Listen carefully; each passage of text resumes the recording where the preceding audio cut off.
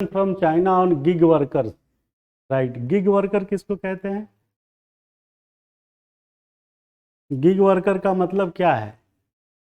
इसका सीधा सीधा मतलब है कि जो लोग फ्रीलांसिंग के रूप में काम करते हैं अपने मेन और कामों के अलावा, पार्ट टाइम काम जिसे कहते हैं, जरा उस पर टाइप करो GIG, गिग।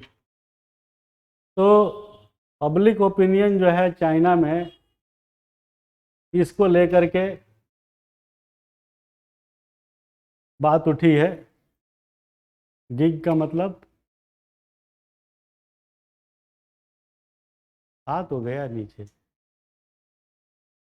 हाँ, ये कह रहा है कि ये यूनिट ऑफ डिजिटल इंफॉर्मेशन और डाटा स्टोरेज, ये क्या आ गया यार?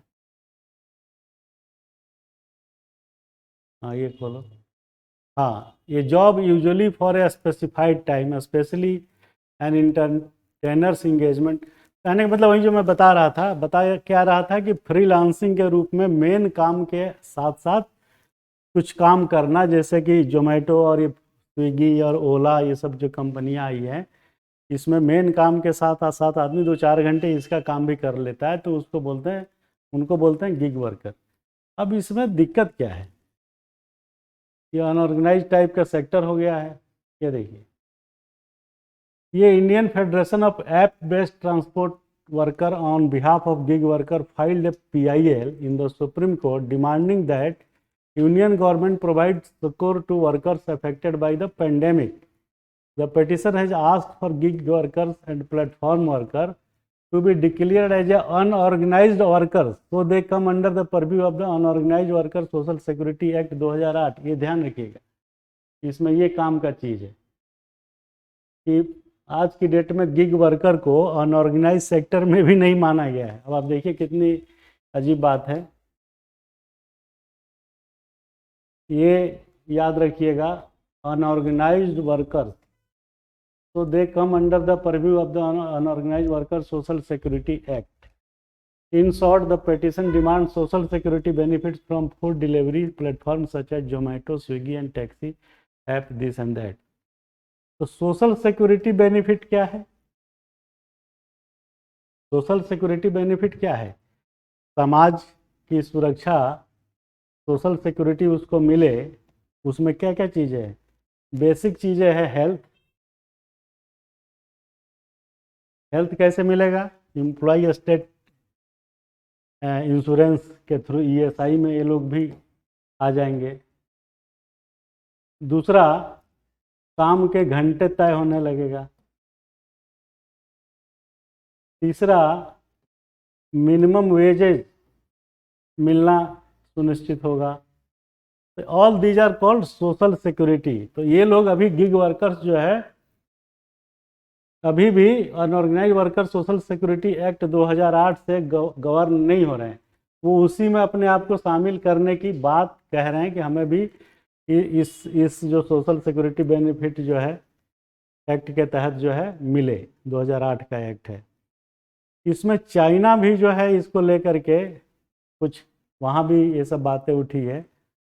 तो सवाल ये पैदा होता है कि आखिरकार ये समस्या है क्यों? समस्या इसलिए है क्योंकि इसमें जो सोशल सिक्योरिटी की बातें हैं वो नहीं है। काम का घंटा पता नहीं है कि कितने आवर काम करना पड़ेगा।